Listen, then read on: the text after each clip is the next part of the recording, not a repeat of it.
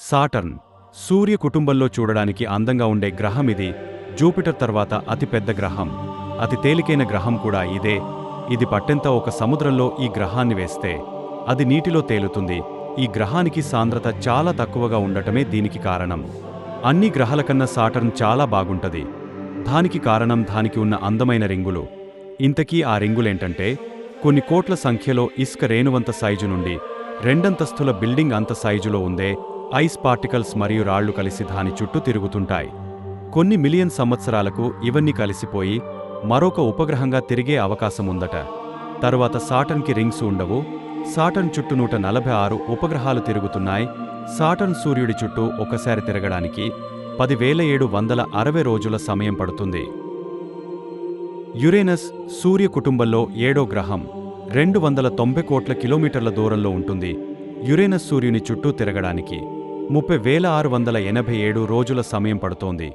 ఈ గ్రహం అంత కూడా ఐస్తో నిండిపోయిన ఒక పెద్ద గోళం. మిగిలిన గ్రహాలతో పోలిస్తే దీనికి ఉన్న ప్రత్యేకత ఏమిటంటే, అన్ని గ్రహాలు అడ్డంగా తిరుగుతూ ఉంటే ఇది మాత్రం 98 డిగ్రీలు పక్కకి వంగా నిలువుగా తిరుగుతుంది. ఇలా నిలువుగా తిరగడానికి కారణం, కొన్ని కోట్ల సంవత్సరాల క్రితం ఒక పెద్ద ఆస్టరాయిడ్ గాని మరేదైనా ఆబ్జెక్ట్ దీన్ని బలంగా గుద్దడం వలన ఇలా జరిగి ఉండవచ్చని అంటున్నారు. సాటర్న్కి ఉన్నట్టు దీనికి కూడా రింగ్స్ ఉంటాయి, కానీ అవి చాలా తక్కువ సైజులో ఉంటాయి. దీనిమీద ఉష్ణోగ్రత -355 డిగ్రీల ఫారెన్హీట్ ఉంటుంది. నెప్ట్యూన్ సోలార్ సిస్టంలో చిట్టచివరి 8వ గ్రహం. ఇది సూర్యుడికి 450 కోట్ల కిలోమీటర్ల దూరంలో ఉంటుంది. ఇది సూర్యుడి చుట్టూ ఒకసారి తిరిగి రావడానికి సుమారుగా 60,000 రోజులు పడుతోంది. ఈ గ్రహంలో గంటకు 2,000 కిలోమీటర్ల వేగంతో భయంకరమైన గాలులు వీస్తుంటాయి.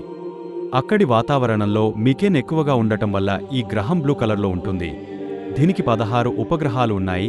ఇక్కడ విచిత్రమైన విషయం ఏమిటంటే, మన ముందు చెప్పుకున్న యురేనస్ మరియు ఈ నెప్ట్యూన్ గ్రహం మీద ఉన్న వాతావరణం కారణంగా ఇక్కడ వజ్రాల వర్షం కురుస్తుందట.